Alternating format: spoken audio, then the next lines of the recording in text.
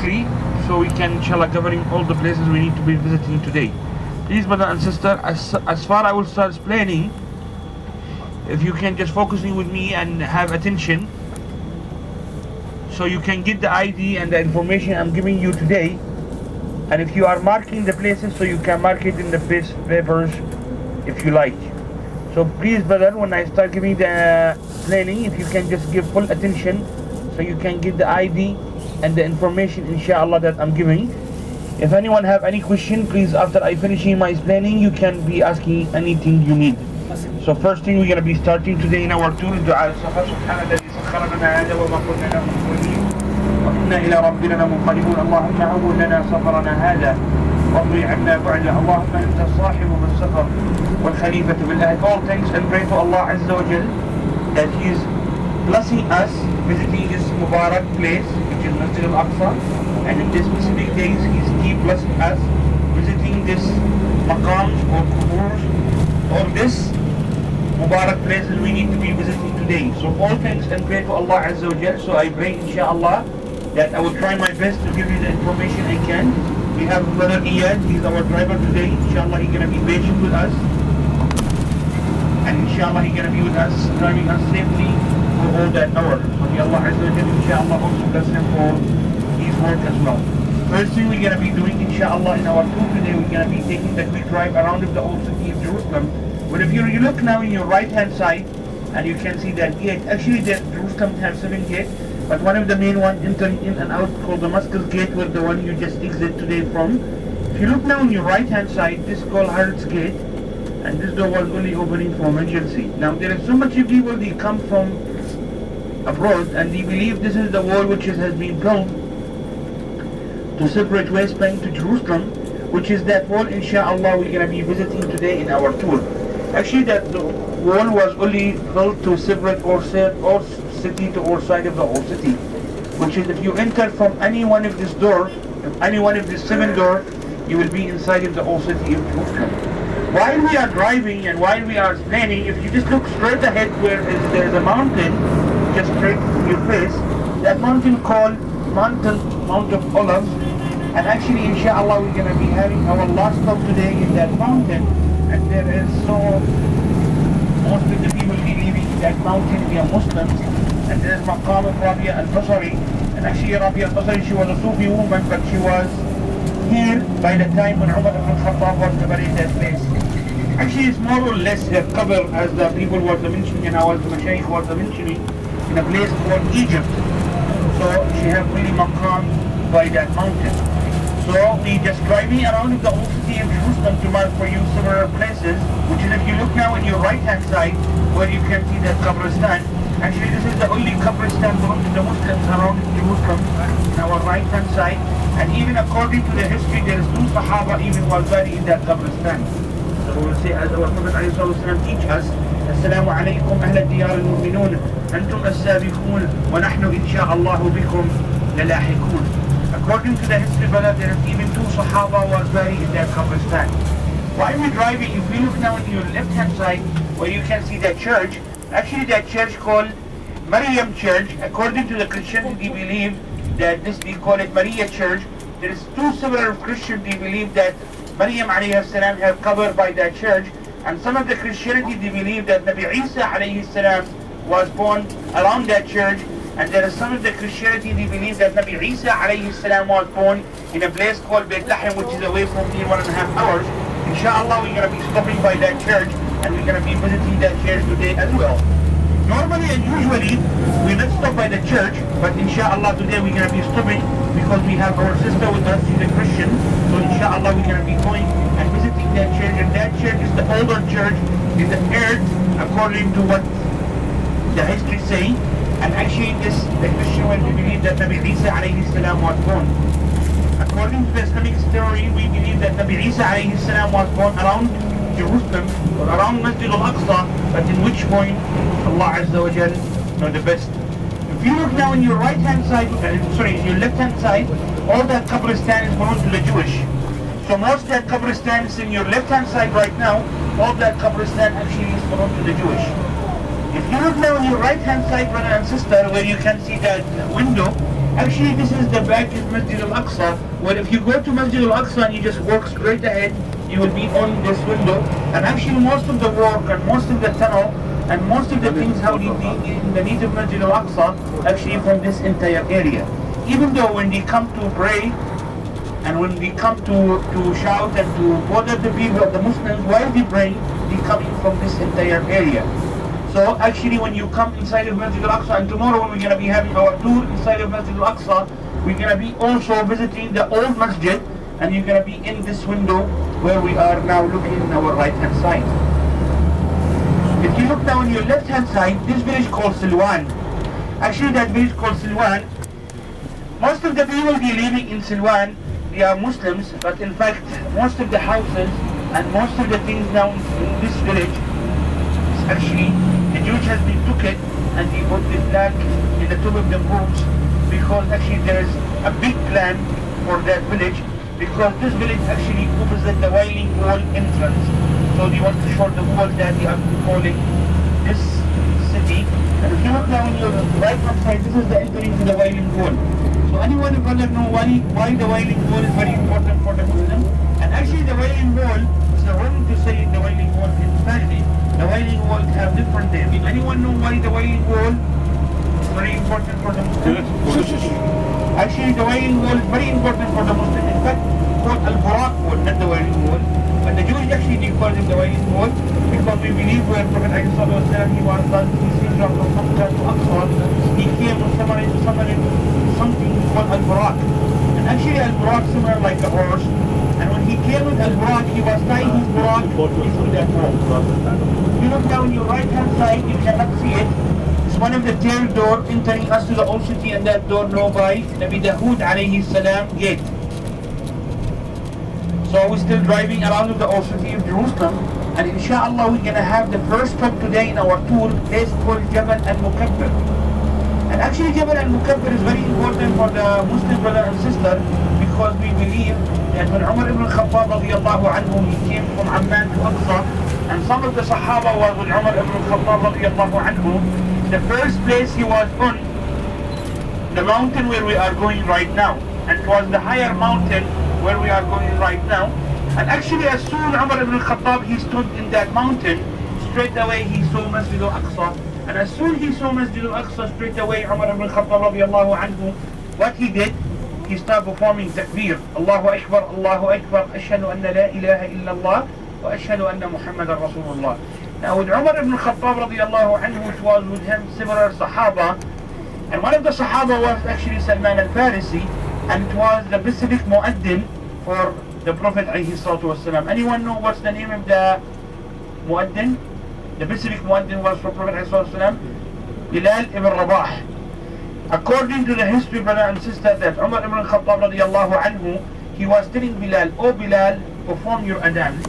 More or less, we know that Bilal, he promised that after Prophet he will die, he will not do any more adhan. So more or less, that Umar ibn al-Khattab radiyallahu anhu, he came with his army and he stood in Mount of Olives and he attacked the kuffar for several weeks till Aqsa was liberated. Then when Umar ibn al-Khattab radiyallahu anhu, he entered Masjid al-Aqsa, he couldn't control it, so he was telling Bilal, "Oh Bilal, oh Bilal, we are here where Prophet ﷺ he done performing salah with all the Anbiya. Oh Bilal, we are here in the first time of the Muslims. Oh Bilal, we are here in the careful in this earth. Perform your adhan." So Bilal ibn Rabah, he couldn't tell Umar ibn Khattab for the second time. No, he went to the river and he performed his adhan till everything in Jerusalem cried from Bilal ibn Rabah adhan. And this is how Umar ibn Khattab radiyallahu anhu, he liberated Masjid al-Aqsa. And this is how Umar ibn Khattab radiyallahu anhu, he was giving the freedom for the people in Jerusalem, and how he was liberating Masjid al-Aqsa. And also there is similar story was happening. One of the story was happening that Umar ibn Khattab radiyallahu anhu, he was working inside of the old city and he was visiting the church, and inshallah we're going to be visiting that church tomorrow, and that church called by Holy Sepulchre Church. While he was in the church, while he was visiting the church, some adhan was starting or prayer time or whatever. So one of the priests was saying, "Umar ibn Khattab, oh Umar, perform your salah." Actually, Umar ibn Khattab, he was very fair person, even with the Christianity by that time. He used to do the salah inside of the church. Actually, Umar ibn Khattab radiallahu anhu, he left the church straight away. There is two different stories. One story says that he picked up stone and he threw the stone. Where the stone was stuck, he went and he performed salah. And there is another story says that Umar ibn Khattab radiallahu anhu, he walked out of the church and he put the abaya and he performed the salah. And actually straight away he built a masjid there and he called that masjid Umar ibn Khattab Masjid, according to the great story when Umar ibn Khattab does it with our Christian people at that time. And actually Umar ibn Khattab, he called the Christianity and he told them that you have the peace to live in Jerusalem with the Muslims while you not had anything in your building.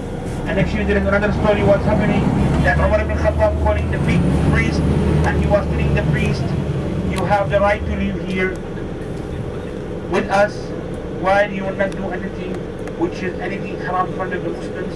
And he took the key of the church, and actually the key of that Holy Sepulchre church till this minute is with the hand of the Muslims. We open it in the morning and we close it in the evening right till these days. So Umar ibn Khattab radiallahu anhu, how many settlements have been built brand new while we are driving to that place? So inshallah we're going to be stopping now by that mountain, and that mountain now by Jabal al-Mukabbir for the people depart. And actually Jabal al-Mukabbir, when Umar ibn Khattab radiallahu anhu, he does the first takbir while he came to Masjid al-Aqsa. So inshallah we're going to be stopping there now, taking our photo. After that inshallah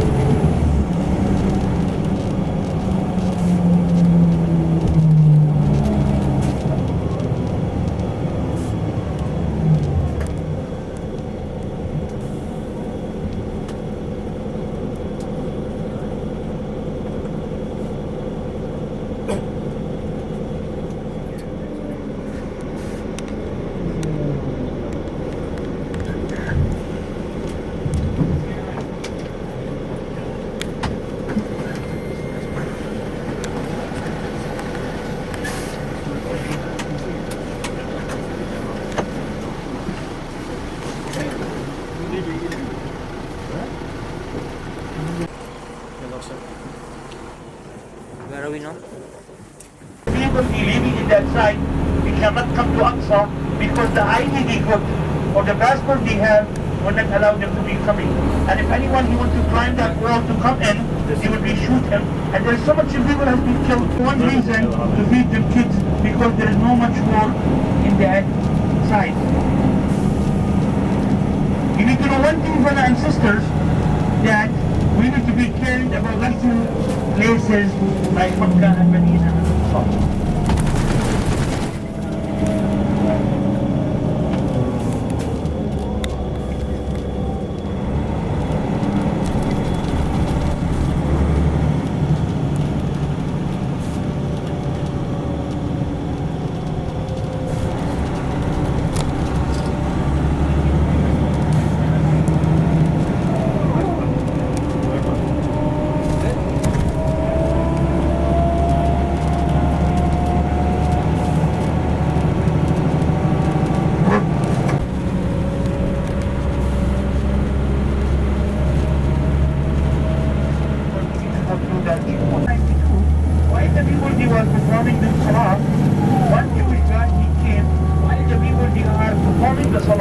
And he opened the fire while the people was ready.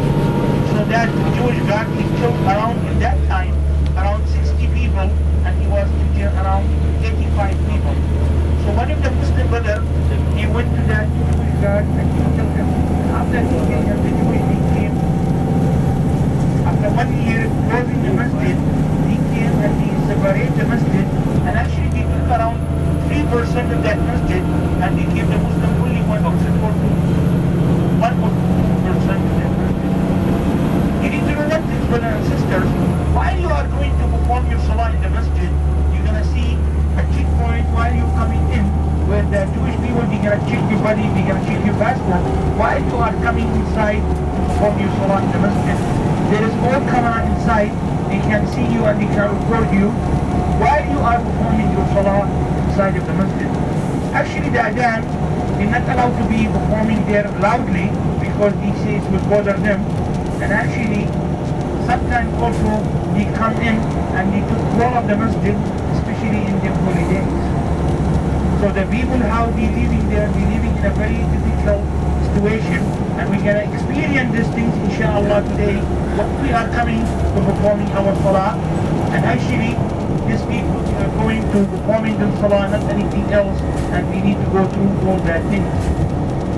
So inshallah, as soon as we're coming in, I will gonna be the first one inshallah to guide you in. But normally and usually you know us because we're going there several times.